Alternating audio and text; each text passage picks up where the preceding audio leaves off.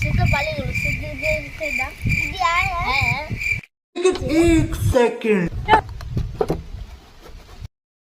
দিদি দিদি স্কুল যাইলু? আরে পাগলা, আজকে তো গণেশ পূজা, তুই কি স্কুল যায়? আজকে খুব ভালো মন্দ খেতে হয়। আজকে আমি বাড়ি থেকে নাড়ু খেয়ে এসেছি। কি খেয়েছিস?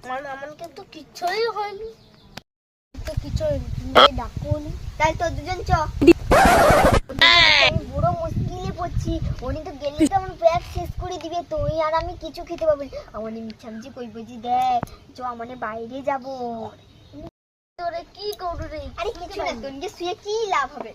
বুঝ, আমরা দুজন একটু বাইরে থেকে আসি।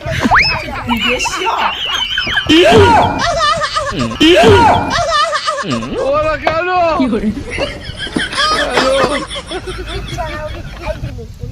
অঙ্কের আশায় বুঝতে পারি, চ দাদা বাই চ। No no